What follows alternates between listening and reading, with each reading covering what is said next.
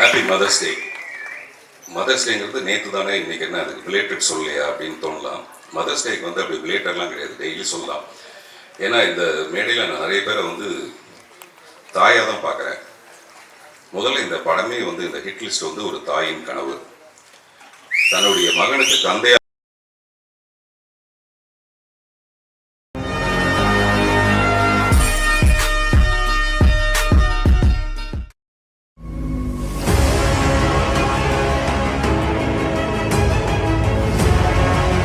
இந்த படத்தை தயாரித்து இருக்கிற KS ரவிக்குமாரை நான் ஒரு தாயாக தான் பார்க்குறேன். தாய்ப்பாலுங்கிறது தாய் குழந்தை கொடுக்கறது மட்டும் இல்லை, அந்த குழந்தை வளர்ந்து ஒரு நல்ல ஸ்தானத்தை அடையும் போது அந்த தாய்க்கு கிடைக்கிற மகிழ்ச்சியும் ஒரு தாய்ப்பால் மாதிரி தான். அப்படி ஒரு மகிழ்ச்சியை கொடுக்க போற விஜய் கனிஷ்காவையும் நான் ஒரு தாய் மாதிரி தான் பார்க்குறேன்.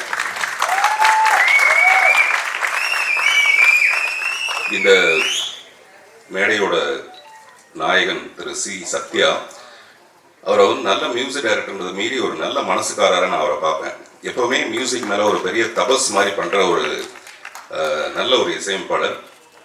இந்த படம் வந்து நிறைய பணத்தோடு செய்கிறத விட நிறைய நல்ல மனசோடு செய்கிறதுனால சத்யாவோட இசை வந்து இதுக்கு ரொம்ப பெரிய பலமாக இருக்கும் நான் நம்புகிறேன். பாட்டை பார்க்கும்போது எனக்கு அப்படி தான் தோணுச்சு. ரொம்ப ட்ரெண்டியாக இருக்குது சார், என்னுடைய படம் மாதிரி இருக்குது. கொஞ்சம் லேட்டாக தான் கை தருவாங்க. என் படம் எப்பவுமே கொஞ்சம் லேட்டாக தான் பிக்கப் ஆகும். ஆமாம், டீம்ஸ் ஒரு சுப்ரீம் ஸ்டார் இந்த படத்தில் வந்து சப்போர்ட்டிவ் ஸ்டாராக இருக்கிறது. சப்போர்ட்டிவ் ஸ்டார்னா ரவிக்குமார் சார் சொன்ன மாதிரி ஹீரோ கூடவே வருது அப்படிலாம் இல்லாமல் ஒரு ஹீரோவை ஸ்டாராக உருவாக்குறதுக்கு சப்போர்ட்டிவாக இருக்கிற சுப்ரீம் ஸ்டாரை நான் ஒரு தாயாக பார்க்குறேன். அப்படி மிகுந்த தாய்மை நிறைந்த இந்த மேடை இது. அதனால தான் ஹாப்பி மதர்ஸ் டேன்னு சொல்லி ஆரம்பித்தேன். அப்பாவுடைய விக்ரமனுடைய ஃபிலிம் கேரியரில் ஃபிலிம் லிஸ்ட்டில் அத்தனையும் ஹிட்ஸு. ஆனால் பையனுடைய முதல் படமே ஹிட் லிஸ்ட்டு. அந்த படத்தோட பெயர் அமையிறது கூட ஒரு நல்ல விஷயம் தான். புதிய பாதை மாதிரி ஒரு படம் முதல் படத்தோட பெயர் அப்படி அமையிறதும், அதே மாதிரி நான் ட்ரெய்லர் டீசர் சாங் எல்லாம் பார்க்கும்போது ஒரு இளம் அஜித்தை பார்க்குற மாதிரி, ஒரு விஜய் தேவர் கொண்டாவை பார்க்குற மாதிரி, அடுத்த படத்துக்கே 10 கோடி ரூபாய் சம்பளம் கொண்டா அப்படின்னு கேட்குற மாதிரி. இப்போ சமீபத்தில் அந்த மாதிரி ஆயிடுச்சு. கனிஷ்கா என்ன பண்ணலான்னா, இப்போ சமீபத்தில் கவின் கிட்ட ஏங்க நீங்கள் 7-8 கோடிலாம் சம்பளம் கேட்குறீங்களாமேன்னு பத்திரிகையாளர் கேட்கும்போது அவர் கொஞ்சம் தடுமாறினார் பதில் சொல்கிறதுக்கு. நீங்கள் இப்போவே பதிலை ரெடி பண்ணி வச்சுக்கலாம், என்ன பதில் சொல்லலான்னு கரெக்டாக ரெடி பண்ணி வச்சுக்கலாம். ஒரு 2-3 படம் கழிச்சு KS ரவிக்குமார் சார் வந்து விக்ரமன்ட்ட சொல்லுவார், நல்ல வேளைங்க நான் இன்ட்ரோடியூஸ் பண்ணதுனால நம்ம படத்துக்கு 10 கோடி ரூபாய் கேட்குறாரு, மற்றவங்க எல்லாம் 15 கோடி ரூபாய் கேட்குறாரு அப்படிங்கிற அளவுக்கு.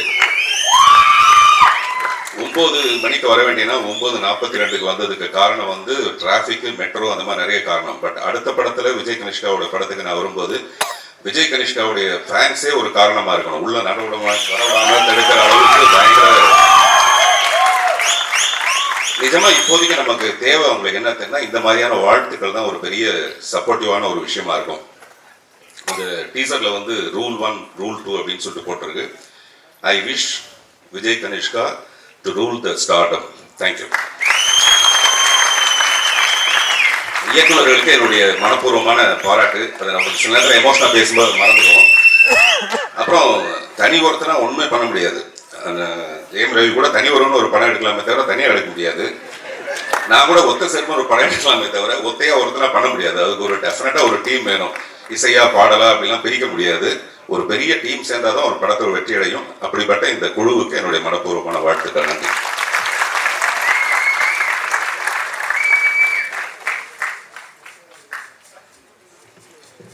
நான் ஏன் வரேன்னா, லிஸ்ட் வந்து எங்கிட்ட தான் சொல்றாங்க, சார் அடுத்தது நான் போனோம் நீங்க போனோம், அதுக்காக வரேன்.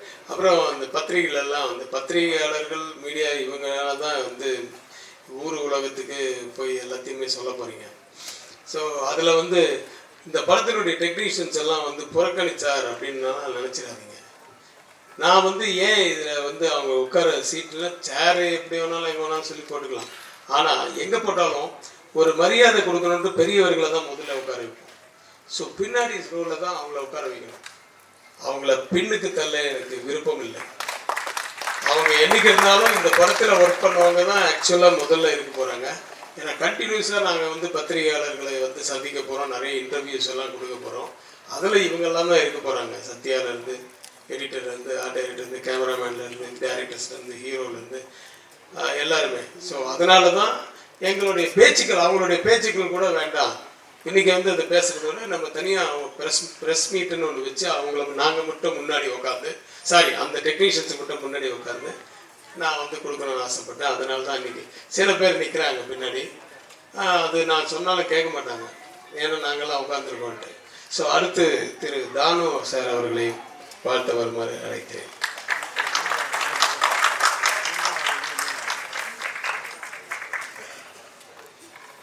மரியாதைக்குரிய பத்திரிகை மற்றும் டிவி மீடியா நண்பர்கள் எல்லாத்துக்கும் என்னுடைய பணிவான வணக்கம் தெரிவிச்சுக்கிறேன். அதே மாதிரி விழாவுக்கு வந்திருக்கோம் மரியாதைக்குரிய எல்லாத்துக்கும் என்னுடைய பணிவான வணக்கம். மேடையில் இருக்கிறவங்களுக்கு என்னுடைய பணிவான வணக்கம்.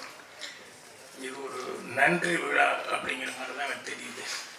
யாருக்கு யார் நன்றி அப்படிங்கிறது எல்லாருமே முதல்ல பேசிகிட்டு இருக்காங்க. ஸோ விழாநாயகன் சத்யா மியூசிக் டைரக்டர் அவருக்கு வந்து என்னுடைய வாழ்த்துக்களை வந்து முதல்ல தெரிவிச்சுக்கிறேன். ஏன்னா படத்துக்கு ட்ரெயிலர் காங்கி ரீரிகார்டிங் அதெல்லாம் வந்து ரொம்ப இந்த படத்துக்கு தேவையானதாக இருந்தது. இதில் அடுத்தது நான் நன்றி சொல்லணும். யாருக்குன்னா நம்ம சூப்பர் குட் சௌத்ரி சாருக்கு. என்னென்னா இது எல்லாருமே ஒரு ஆலமரம் மாதிரி இருந்து எல்லாத்தையும் வளர்த்து விட்டவர் ஒரு சௌத்ரி சார் அவர்கள்.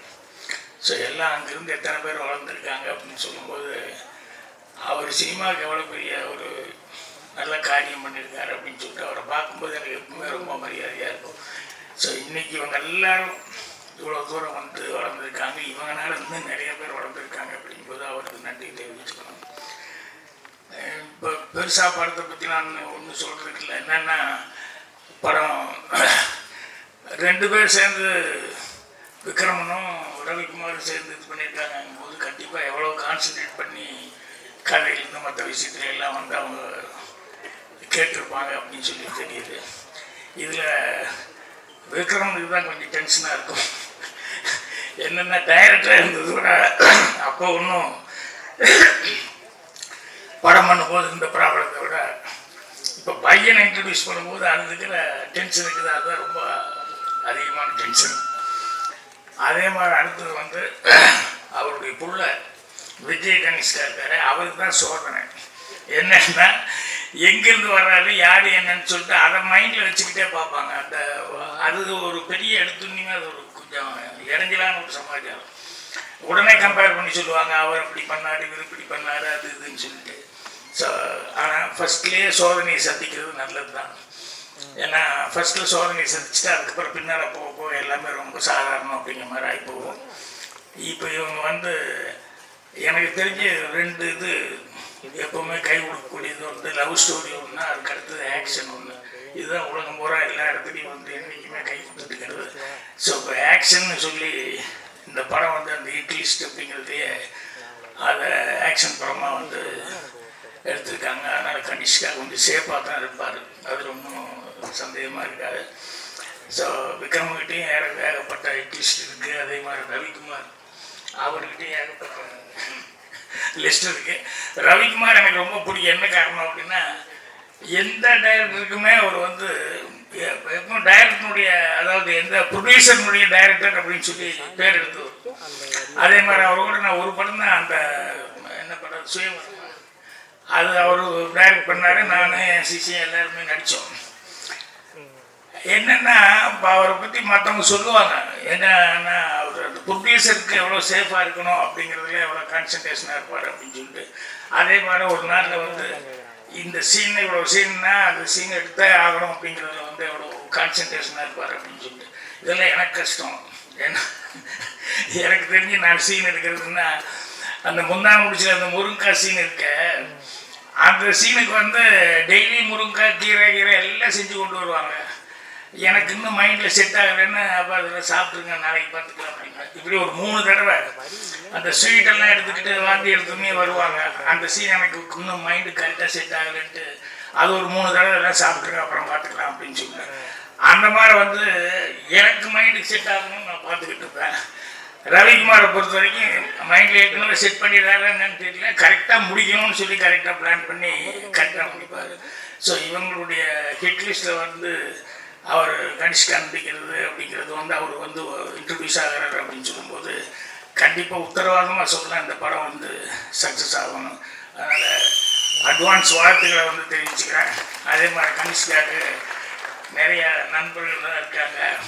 ஏன்னா மெயினாக அதெல்லாம் வேணும் நமக்கு, நண்பர்கள் சப்போர்ட் அப்படிங்கிறது இப்போல்லாம் அது ரொம்ப முக்கியமான ஒரு சமாச்சாரம். ஸோ நிறைய பேர் இந்த நண்பர்கள் மட்டும் இல்லாமல் ஃபேன்ஸ் அப்படிங்கிறது வந்து இந்த படத்துக்கு அப்புறம் கண்டிப்பாக அவர் வந்து ஏன்னா ஃபஸ்ட்டு படத்துலேயே அது கிடைக்கிறதுக்கான வாய்ப்புகள் வந்து இந்த படத்தில் நிறையா இருக்குது.